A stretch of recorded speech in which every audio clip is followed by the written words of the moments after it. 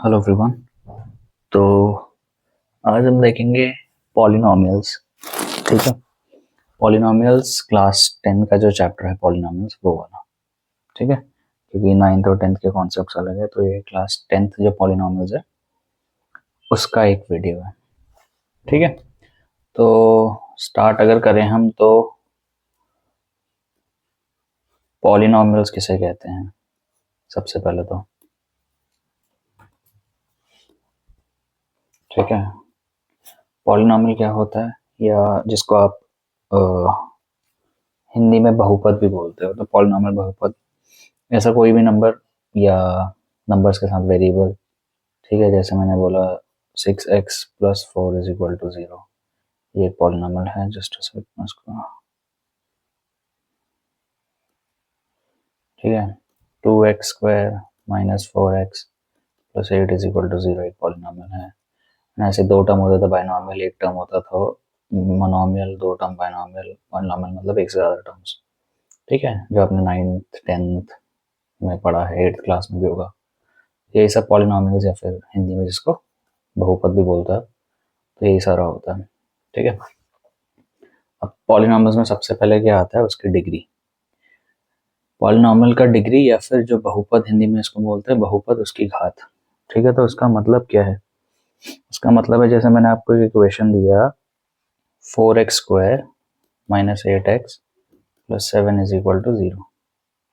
ठीक है, और मैंने पूछा इसका डिग्री या फिर घात कितना होगा। तो डिग्री या घात का मतलब क्या है, उस पूरे पॉलिनॉमियल में जो सबसे बड़ी पावर है उसकी।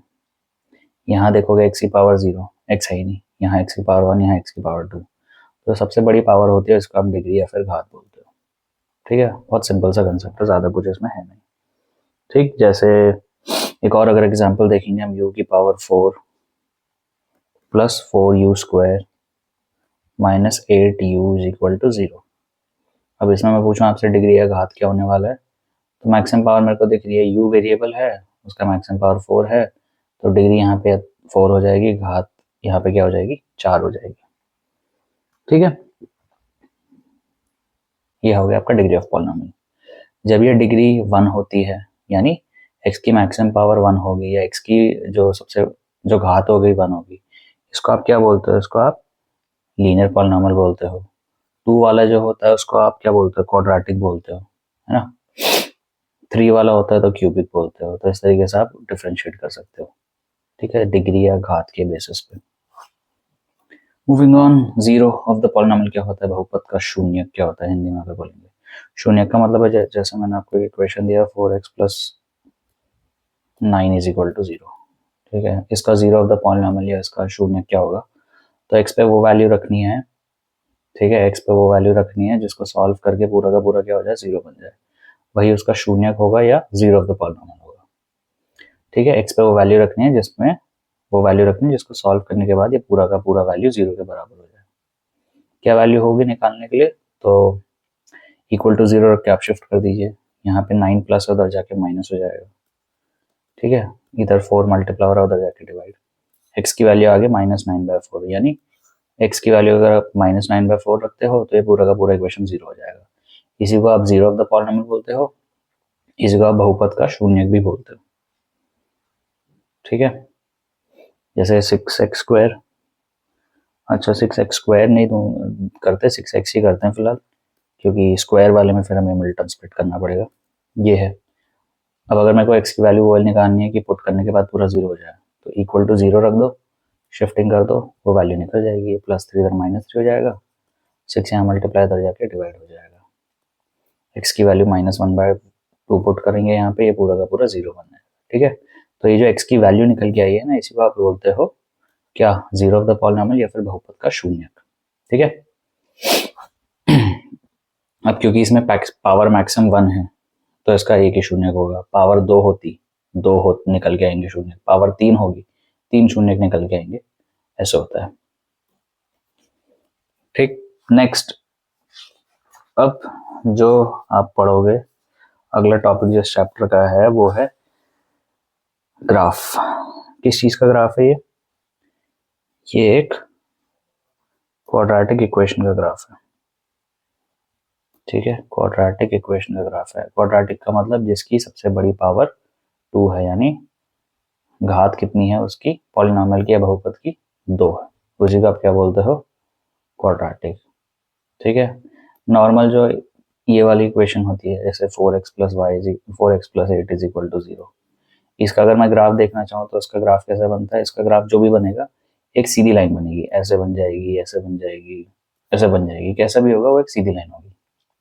ठीक है, जब पावर 1 होती है, पावर 2 होने पे क्या होता है, एक शेप आती है जिसको हम बोलते हैं पैराबोला। क्या बोलते हैं, पैराबोला, हिंदी में उसको क्या बोलते हैं, परवलय। ठीक है, पैराबोला का शेप कैसा होता है, यू शेप्ड होता है, ऐसा कुछ शेप होता है। ठीक है, ऐसा कुछ। तो पहली एक्सरसाइज में आपका यही है, पैराबोला। ठीक है, ये जो यू शेप्ड है ये होता है पैराबोला, या फिर हिंदी में इसको परवलय बोलते हैं। किसका होता है, एक्स की पावर 2 जिसकी होती है, या डिग्री जिसकी 2 होगी, घात क्वाड्रेटिक इक्वेशन जो होती हैं उसका आपका ग्राफ ऐसे बनता है यू शेप में। ठीक है, अब इसके बहुत अलग अलग चीज़ें होती हैं, जैसे कैटेगरीज होती हैं। नॉर्मल इक्वेशन अगर ऐसे लिखी है तो वो ऐसे बन जाएगा इसका ग्राफ। तो ये एक्स एक्सिस होता है, ये वाई एक्सिस होता है, तो आप देख सकते हैं एक्स को ये दो जगह कट कर देगा।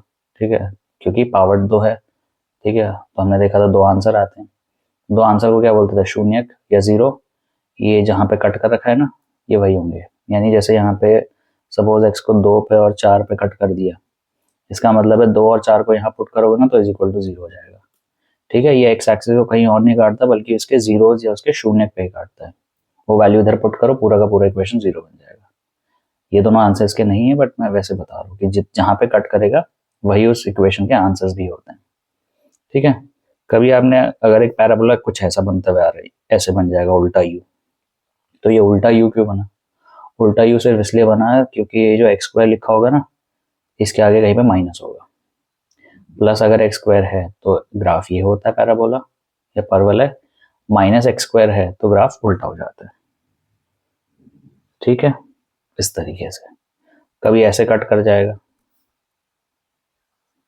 इसका मतलब एक आंसर, अब यहाँ पे तो माइनस एक्स आता है, यहाँ पे प्लस एक्स, तो इसका मतलब इसका जो इक्वेशन है उसका एक आंसर प्लस में है, एक आंसर माइनस में है। ठीक है, कभी ऐसा होता है कि 2 जगह नहीं कट करता, एक ही जगह टच करके, ऐसे जस्ट टच करके चला जाएगा। ठीक है, तो इसका मतलब क्या है, इसका मतलब जो भी आपके एक्स की पावर 2 वाला इक्वेशन है ना, उसके दोनों आंसर सेम है। जैसे 4 है तो दोनों इक्वेशन के आंसर 4 और 4 ही होंगे। ठीक है, दोनों 4 4 क्यों आते हैं, आ जाते हैं, जो आपके आइडेंटिटीज वगैरह होती हैं उसमें आंसर 4 4 भी आ जाता है। ठीक है, सेम इसी को अगर मैं उल्टा बना दूंगा तो वहां पे एक्स स्क्वायर नेगेटिव रहा होगा, उल्टा यू तो जनरली नेगेटिव एक्स होता है। कभी कभार ऐसा होता है कि टच भी नहीं कर रहा, सीधा चला गया, इसका मतलब उस इक्वेशन का आंसर ही नहीं निकाल सकते। ठीक है, जितनी बार कट करेगा उतने उसके आंसर्स, उतने उसके जीरोज होंगे। 2 बार किया तो 2 बार हो जाएंगे। ये एक बार करने का सेंस ये होगा कि दोनों आंसर सेम है, और अगर किया ही नहीं तो मतलब उसका कोई आंसर आता ही नहीं है। ठीक है, क्वाड्रेटिक इक्वेशन में भी आप करते हो, जो जीरोज या शून्य निकालते हो कि या तो दोनों सेम होंगे, दोनों अलग होंगे, या होंगे ही नहीं। तो जिनको टच ही नहीं कर रहा तो उनका तो आंसर निकल ही नहीं पाता, मतलब उस इक्वेशन को आप सॉल्व करके कोई भी आंसर नहीं निकाल सकते हो। ठीक है, फिर इसी पे आपकी एक्सरसाइज भी है। एक्सरसाइज में थोड़ा ग्राफ्स बना रखे हैं, जैसा ऐसा कुछ बना दिया मैंने उसको। ठीक है, इसका मतलब क्या होगा, अब अगर ये एक्स एक्सिस है तो इसको देखो, 1 2 3, 3 जगह कट कर रहा है, यानी इस इक्वेशन के 3 आंसर्स हैं। 3 आंसर्स कब होंगे, जब इक्वेशन में एक्स की सबसे बड़ी पावर कौन होगी, 3 होगी। यानी एक्स की पावर 3 वाला जो इक्वेशन होता है ना, क्यूबिक इक्वेशन, ठीक है, x square cube plus 3x square plus 3x plus 1, ऐसी इक्वेशन का ग्राफ कुछ ऐसा बनेगा जो उसको 3 जगह कट करेगा। ठीक है, शेप एकदम एग्जैक्ट नहीं, बट मैं ये बोल सकता हूँ कि किसी क्यूबिक इक्वेशन का आंसर होगा, क्योंकि 3 जगह कट कर रहा है तो एक्स के 3 वैल्यूज निकल रहे हैं। 3 वैल्यूज कब निकलते हैं, जब सबसे बड़ी पावर 3 होगी। सबसे बड़ी पावर 3 कब होती है, क्यूबिक में। ठीक है, तो शायद उसका इक्वेशन कुछ इस तरीके से रहा हो, यही नहीं होगा, कुछ और भी हो सकता है, बट मैक्सिमम पावर क्या रहेगी, 3। यानी अगर कोई भी आपको शेप देता है और वो एक्स को कितनी बार कट कर रहा है, उससे आप ये बता सकते हो कि उसकी डिग्री या जो पीछे हमने घात किया था ना वो, क्यों, क्योंकि डिग्री का मतलब होता है भाई सबसे बड़ी पावर, ठीक है। और जिस इक्वेशन को आप सॉल्व करते हो उसकी जितनी पावर होती है आंसर भी वही आता है। जैसे एक्स स्क्वायर है, 2 आंसर निकलेंगे, ठीक है। यू की पावर 4 है, 4 आंसर निकलेंगे, ठीक है। एक्स की पावर 1 है, एक ही आंसर निकला, ठीक। तो अगर यहाँ पे 3 जगह कट हो रहा है यानी 3 आंसर है। 3 आंसर कब होगा? जब सबसे बड़ी पावर 3 ही होगी। तो बस ग्राफ को देख के भी आप ये बता सकते हो कि वो ग्राफ किस इक्वेशन का है या उसकी डिग्री या घात कितनी रही होगी, ठीक है। पहले एक्सरसाइज में तो यही है आपका कि सारा इक्वेशन सॉल्व करो और बताओ किसका ग्राफ कौन सा है। तो जितनी जगह कट करेगा उतनी जगह उसके आंसर रहेंगे। सिंपल है। तो next, relation between zeros and coefficients of polynomial. बहुपद के शून्यक और गुणांक के बीच का संबंध, ठीक है। ये अगला टॉपिक है आपका। बहुपद के शून्यक और गुणांकों के बीच का संबंध क्या है? ये संबंध किसमें देखना है? सबसे पहले ये संबंध तो हम देखेंगे सबसे पहले किसमें? Quadratic equation. क्वाड्रेटिक इक्वेशन क्या होती है? वो इक्वेशन जिसकी सबसे बड़ी पावर क्या हो? 2 हो, ठीक है। जैसे इस इक्वेशन के मेरे पास कितना है? एक्स की पावर 2 है, सबसे बड़ी पावर, 2 आंसर निकलेंगे, है ना। 2 शून्य या 2 जीरोस निकलेंगे। कैसे निकलेंगे? मिल्टन स्प्लिट से भी निकाल सकता हूँ मैं। एक्स स्क्वायर, ये 10 है तो मैं इसको ब्रेक करूंगा, 5x plus 2x plus 10 is equal to 0। उसके बाद कॉमन लूंगा, इसको हम मिल्टन स्प्लिट भी बोलते हैं। यहाँ से बचा x प्लस 5, यहाँ से 2 कॉमन लिए, यहाँ से बचा x plus 5 is equal to 0, ठीक है। तो x प्लस 5 कॉमन लिया, यहाँ से बच गया पूरे में से x, यहाँ से पूरे में से बच गया प्लस 2। तो दोनों को 0 के बराबर रखूंगा, sorry x plus 2 is equal to 0। यहाँ से x की एक वैल्यू आ गई -5 और एक वैल्यू आ गई x की -2,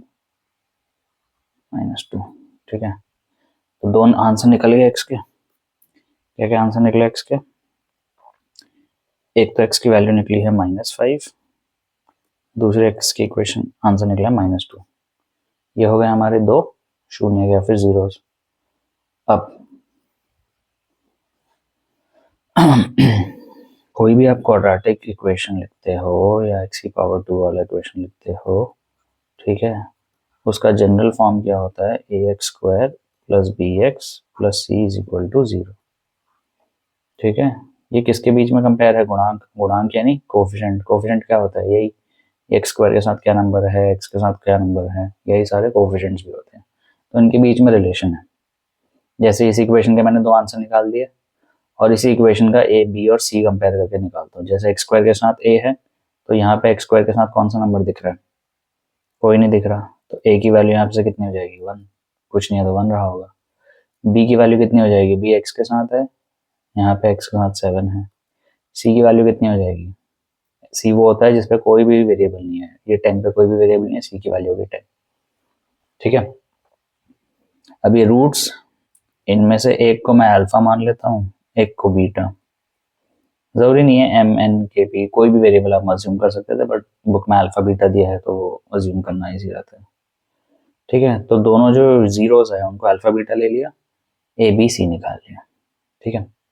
जब हम इन दोनों को जोड़ेंगे यानी अल्फा और बीटा को जोड़ेंगे, वो किसके बराबर आ जाता है? यहाँ से -b/a सेम होना चाहिए। अगर आपने इक्वेशन सही सॉल्व करी, आंसर सही निकाले, दोनों रूट्स को जोड़ोगे और यहाँ से -b/a निकालोगे, वो दोनों सेम होने चाहिए, ठीक है। चेक करते हैं। जैसे अल्फा मेरा -5 है प्लस -2, -5 प्लस माइनस माइनस हो गया, माइनस माइनस प्लस, 5 और 7 2, सॉरी 5 और 2 7, दोनों पर माइनस होता है, माइनस लग गया, ठीक है। ये निकल के आ गया -7। जरा यहाँ चेक करो, माइनस फॉर्मूले में है, b की वैल्यू कितनी है? 7, a की वैल्यू कितनी है? 1। -7/1 कितना हो गया? -7। दोनों में सेम आंसर आ रहा है, ये वेरीफाई हो गया, ठीक है।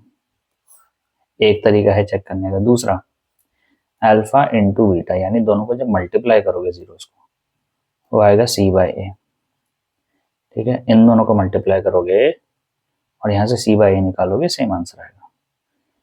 करके देख लो, -5 -2, दोनों को मल्टीप्लाई कर रहा हूँ, माइनस इंटू माइनस प्लस हो जाएगा, 5 इंटू 2 10 हो जाएगा। इधर से सॉल्व करके देखो, सी बाई ए, सी कितना है हमारे पास 10, ए कितना है 1, 10 बाई 1 करा 10 आ गया, दोनों में सेम आंसर आ रहा है, हो गया वेरीफाई। ठीक है, तो क्वेश्चन ये आता है कि आप आंसर निकालो और चेक करो, यानी ये जो लिखा हुआ लाइन कि जो जीरोज हैं यानी अल्फा बीटा और जो कोफिशिएंट है ये ए बी सी, इनके बीच में रिलेशनशिप वेरीफाई करना था, तो रिलेशनशिप यही होता है, दोनों को जोड़ोगे तो -b/a आएगा, दोनों को मल्टीप्लाई करोगे तो c/a आएगा। ठीक है, इस तरीके से वेरीफाई कर सकते हो शून्यक और गुणांक के बीच का संबंध। ठीक है, पहले आंसर निकाल लो, अल्फा बीटा मान लो उसको, दो आंसर्स निकलेंगे क्वाड्रेटिक में, और यहाँ से ए बी सी कंपेयर कर सकते हो। कैसे, ये इक्वेशन लिखो, चेक करते जाओ, प्लस है तो प्लस लगाना है, ए बी सी में माइनस है तो माइनस, साइन का ध्यान रखना है, साइन गड़बड़ हुआ आंसर भी गड़बड़ हो जाएगा, वेरीफाई नहीं हो पाएगा। ठीक है, तो जो भी आंसर निकलेंगे उनमें दो चीज़ तरीके से वेरीफाई होगा, दोनों को जोड़ दोगे तो -b/a आना चाहिए, और दोनों को मल्टीप्लाई कर दोगे तो c/a आना चाहिए। ठीक है, ये है वेरीफाई करने का तरीका। अब ये कुछ क्वेश्चंस हैं, ठीक है, ये तो वही मिडिल टर्म स्प्लिट है, तो इसको आप खुद से ट्राई कर सकते हो, ये वाला जैसे हम कर सकते हैं, क्योंकि ये मिडिल टर्म स्प्लिट नहीं है, कुछ अलग से है। इस तरीके से जो क्वेश्चन आते हैं उनको कैसे सॉल्व करते हैं, तो यहाँ ध्यान से अगर आप देखोगे 4u² plus 8u,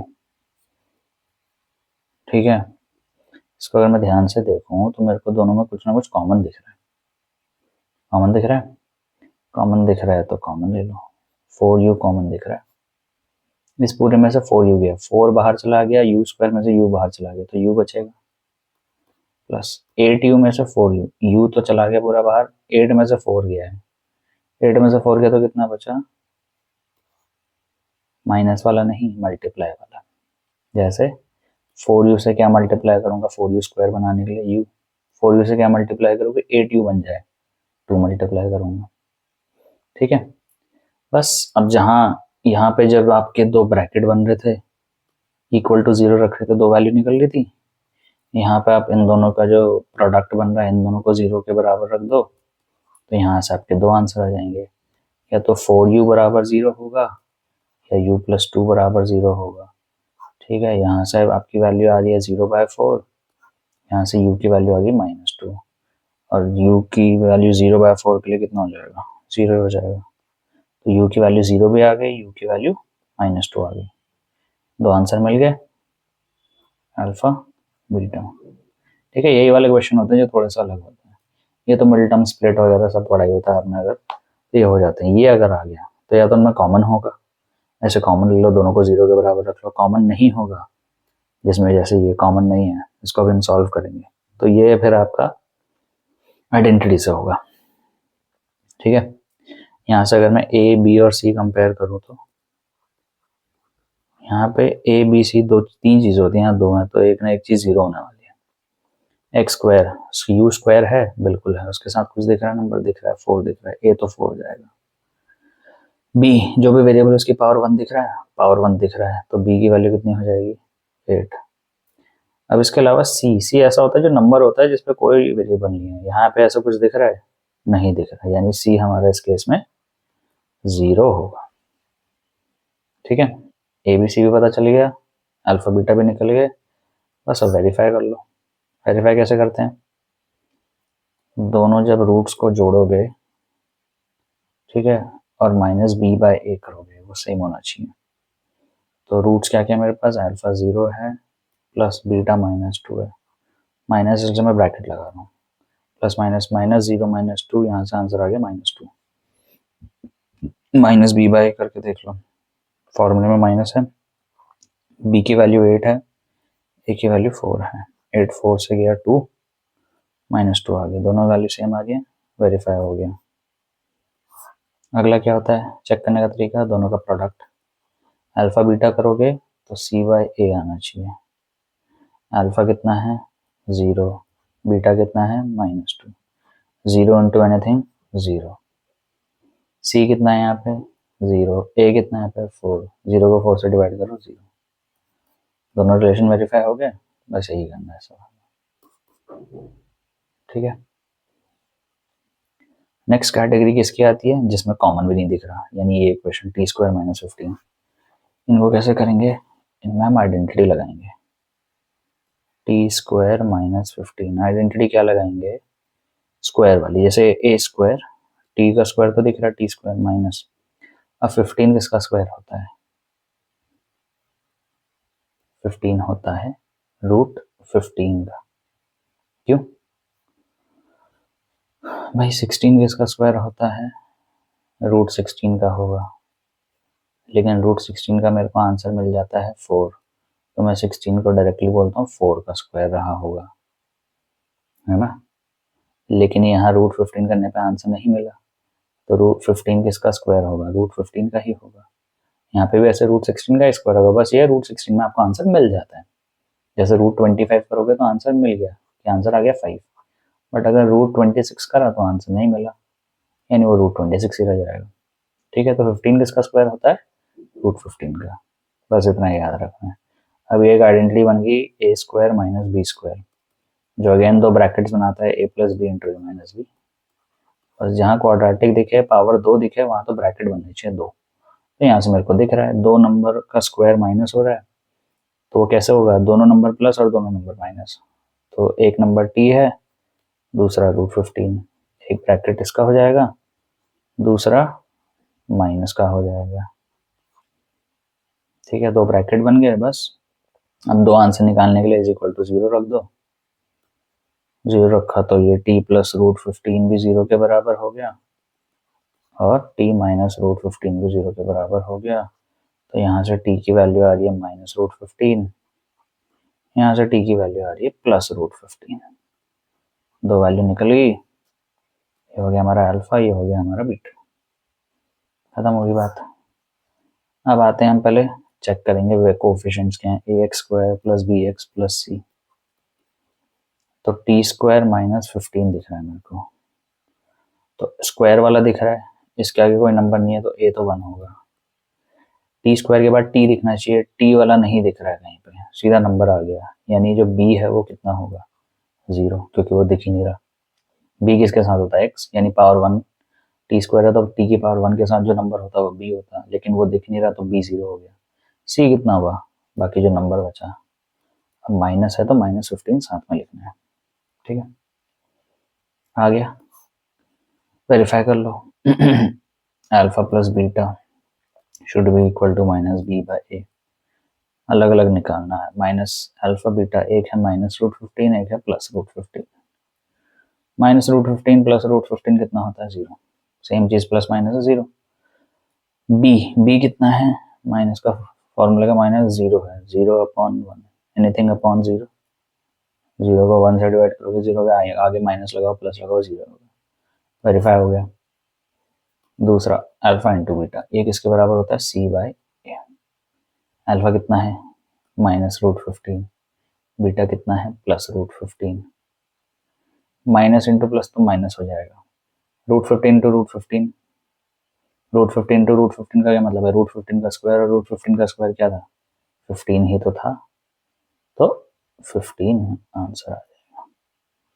C by ए, सी कितना है, सी था हमारा माइनस 15, ए कितना था 1, माइनस 15 बाई 1 माइनस 15, हो गया वेरीफाई, हो गया वेरीफाई, ठीक है। तो इस तरीके से आप जब सवाल आए कि आंसर निकालो और वेरीफाई करो, तो इस तरीके से आप आंसर निकाल सकते हो।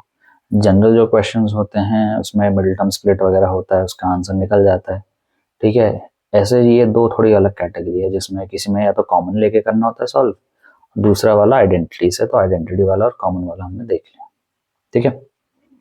एक क्वेश्चन तो ये आता है, और फिर एक क्वेश्चन आता है, इसका थोड़ा सा कन्वर्सन बोल सकते हैं, जैसे यहाँ आपको इक्वेशन दिया तो बोला कि रूट्स निकालो वेरीफाई करो, दूसरा आता है कि आपको रूट्स तो नहीं दिए, रूट्स का सम दे दिया है, प्रोडक्ट दे दिया है, तो इक्वेशन बना के दिखा दो। जैसे क्वेश्चन का मतलब क्या है, इस क्वेश्चन का मतलब ये है कि इस सवाल में आपको, ये आपकी एक्सरसाइज का भी क्वेश्चन है, ठीक है। इस सवाल में ये है, जैसे एक पार्ट हम लेते हैं 1/4 कॉमा -1, ये क्वेश्चन का मतलब ये है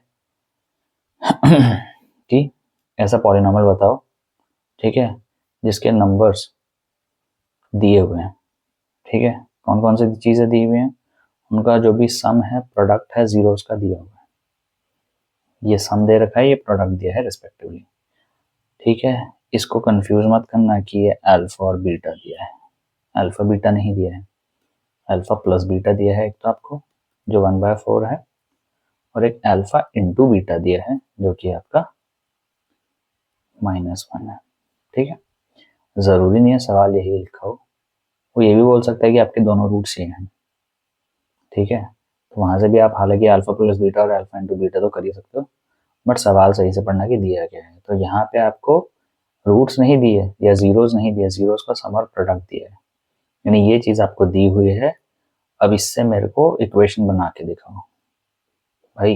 दो चीज़ें जोड़ के 1/4 आएगा, दो चीज़ें मल्टीप्लाई करके -1 आएगा, वो दो रूट्स निकलते हैं ना, तो रूट से एक इक्वेशन के निकले होंगे, वो इक्वेशन लिख के दिखाओ, जिसको आप जनरल फॉर्म में यहाँ से कंपेयर करके लिखते थे ना, ए कितना है, बी कितना है, सी कितना है, तो इक्वेशन क्या रहा होगा वो बताओ। यानी यहाँ बेसिकली आंसर दे दिया है, क्वेश्चन पूछा है, ठीक है। तो इतना गिवन है आपको, और आपको इक्वेशन लिख के दिखाना है पूरा, सवाल है ये। कैसे लिखेंगे, जो भी हमें दिया हुआ है, सबसे पहले तो अल्फा प्लस बीटा दिया है 1/4, अल्फा प्लस बीटा होता है -b/a के, तो हमें -b/a की वैल्यू पता है 1/4। ऐसे अगर अल्फा इंटू बीटा मेरे को -1 दिया है, तो -1 होता है c/a के बराबर, ठीक है। तो मैं कह सकता हूँ -b/a भी दिया है, c/a भी दिया है, कंपेयर करके मैं निकाल लेता हूँ आंसर। इसके नीचे कुछ नहीं है तो चलो 1 लिख लेता हूँ, बट ध्यान ये देना है कि यहाँ पे भी a है, यहाँ पे भी a है। अगर यहाँ पे a है तो कंपेयर करने के हिसाब से तो a की वैल्यू 4 दिख रही है नीचे, लेकिन यहाँ a की वैल्यू कितनी दिख रही है, 1। अब a की इक्वेशन में a की वैल्यू 4 भी है, a की वैल्यू 1 भी है, ऐसा तो नहीं आएगा। तो क्या करना पड़ेगा, या तो सेम बनाना पड़ेगा इनको, है ना, या तो इक्वेशन ही गलत है या सेम बनानी पड़ेगी वैल्यू। सेम कैसे बनाएंगे, 4 से मैं 1 तो नहीं बनाऊंगा, 1 से 4 बना सकता हूँ। अगर मैं इसके नीचे और ऊपर मल्टीप्लाई कर दूँ 4 से, यानी नीचे भी -4 से मल्टीप्लाई किया, ऊपर भी, तो ये कुछ ऐसा बन जाएगा। -1 था, -1 को हम -1/1 लिख सकते हैं, दोनों के ऊपर नीचे 4 मल्टीप्लाई किया तो -4/4। चेंज क्यों नहीं आएगा, क्योंकि ऊपर भी मल्टीप्लाई किया, नीचे भी मल्टीप्लाई किया। तो अब अगर मैं c/a को देखूंगा तो a यहाँ से भी 4 दिख रहा है, a यहाँ से भी 4 दिख रहा है, बस इतना ही चाहिए होता है। अब आप कंपेयर करके वैल्यूज निकाल सकते हो, ठीक है। इस क्वेश्चन में बस a पे ध्यान देना होता है। अगर दोनों के नीचे जो नंबर है वो a है यहाँ पे लेफ्ट में, तो राइट में जो नंबर होना चाहिए वो भी सेम होना चाहिए। सेम है तो अच्छी बात है, नहीं है तो बना लो। नंबर सेम कर लिया, यहाँ से भी a4 आ रहा है, यहाँ से भी a4 आ रहा है, बस अब मैं कंपेयर करके आंसर लिख सकता हूँ। तो यहाँ से अगर मैं देखूंगा तो a मेरे को कितना दिख रहा है, 4, b मेरे को कितना दिख रहा है, -b 1 के बराबर है, -b 1 के बराबर है, तो b किसके बराबर होगा, माइनस के बराबर, तो -1 के बराबर होगा, ठीक है। शिफ्ट कर दिया माइनस। और c अगर यहाँ से कंपेयर करो तो c मेरे को दिख रहा है -4 के बराबर, abc मिल गया। ये abc उसी इक्वेशन का होता था ना, ax² + bx + c। a की जगह 4 पुट किया, 4x², b की जगह -1 पुट करा, -1 × x, c की जगह -4, -4, ठीक है। प्लस माइनस आप मल्टीप्लाई कर दो, 4x² plus into minus -x plus into minus -4, ठीक है। ये अल्फा प्लस बीटा से हमने इक्वेशन निकाल दी। क्या इसको सॉल्व करेंगे तो जो दो आंसर निकल के आते थे वो अल्फा और बीटा होते थे, क्या वो आंसर्स यही हैं, नहीं, ये आंसर्स नहीं है, ये उन दोनों को जोड़कर मल्टीप्लाई करके आए, ठीक है। आंसर्स नहीं है, आंसर्स कुछ और होंगे, लेकिन हाँ उनको जोड़ोगे, इस इक्वेशन के आंसर्स को जोड़ोगे तो जोड़ने के बाद जरूर यही आएगा, मल्टीप्लाई करने के बाद यही आएगा, ठीक है। तो अल्फा प्लस बीटा दिया था, अल्फा इंटू बीटा दिया था, तो हमने क्या करा, दोनों को बराबर रखा, 1/4 के -1 के बराबर, फिर कंपेयर किया तो ये -b/a के बराबर होता है, c/a के बराबर होता है। अब हमने देखा a को देखना है, जाहिर सी बात है a दोनों में है तो a को ध्यान देना है। यहाँ a सेम नहीं था, यहाँ 4 था, यहाँ 1 था, तो हमने इसको भी 4 बना लिया। बस a सेम होते ही आप a b c और कंपेयर करके लिख लो, इक्वेशन बन जाएगी, है ना। ये क्वेश्चन एक होता है। जैसे एक और अगर हम देखें कोई और अच्छा इक्वेशन, जैसे एक है √2 अल्फा प्लस बीटा आपको दिया है √2 और अल्फा इंटू बीटा आपको दिया है 1/3। ठीक है, सेम सवाल है। तो √2 किसके बराबर होगा? -b/a के बराबर होगा। ठीक है, 1/3 किसके बराबर होगा? मल्टीप्लाई है तो c/a के बराबर। अब यहाँ a दिख रहा है लेकिन यहाँ 3 है, यहाँ कुछ नहीं है, तो मैं 1 मान लेता हूँ। तो डिनोमिनेटर सेम नहीं है, यानी इस वाले को चेंज करना पड़ेगा। तो क्या करो, √2/1 के ऊपर और नीचे 3 से मल्टीप्लाई कर दो। ये बन जाएगा 3√2/3। वैल्यू में कोई चेंज नहीं आएगा, ऊपर नीचे करो, 3 से 3 कटा, अगेन √2 आ गया। तो ऐसा नहीं है कि हमने वैल्यू बदल दी है, वैल्यू नहीं बदलती बस। अब ए मैच हो रहा है दोनों में, ए आ गया 3, बी कितना है -b 3√2 है, तो बी आ गया -3√2, सी आ गया आपका 1। इसको इक्वेशन में पुट कर दो, ax² + bx + c में a की जगह 3 आ गया, b की जगह -3√2 है तो मैं डायरेक्टली माइनस लिखूंगा, c की जगह 1 है तो +1। बस इक्वेशन बन गई।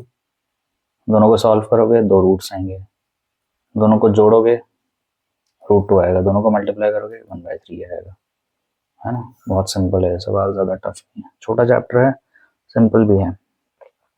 और जैसे कोई टफ है तो 0, अल्फा प्लस बीटा दिया आपको 0, अल्फा इंटू बीटा दिया -√5, सॉरी √5। तो 0 किसके बराबर होगा? -b/a के बराबर होगा। √5 किसके बराबर होगा? c/a के बराबर होगा। इसके नीचे कुछ नहीं है तो 1 लिख सकते हैं, इसके नीचे भी कुछ नहीं है 1 लिख सकते हैं।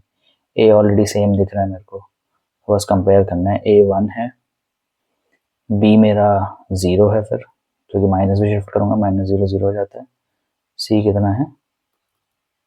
√5। ठीक है,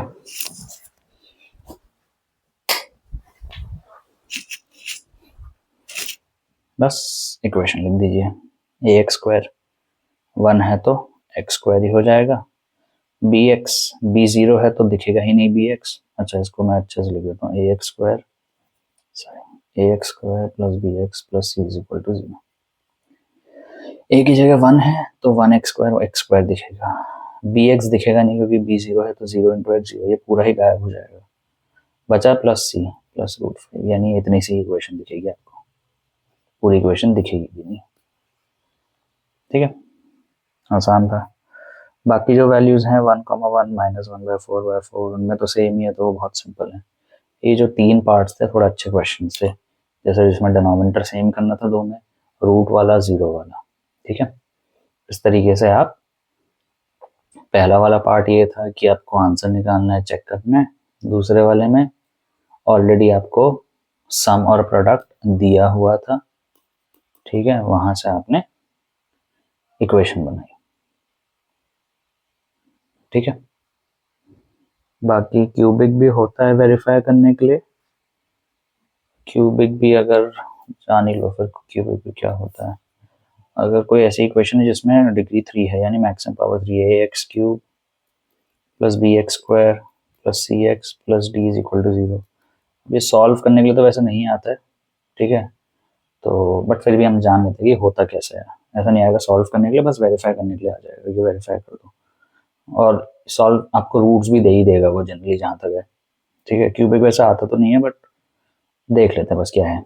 अब x की पावर 3 है तो 3 आंसर निकलेंगे, तो हमने अल्फा बीटा मानते हैं, यहाँ पे अल्फा, एक बीटा और एक गामा, 3 आंसर मान लेते हैं।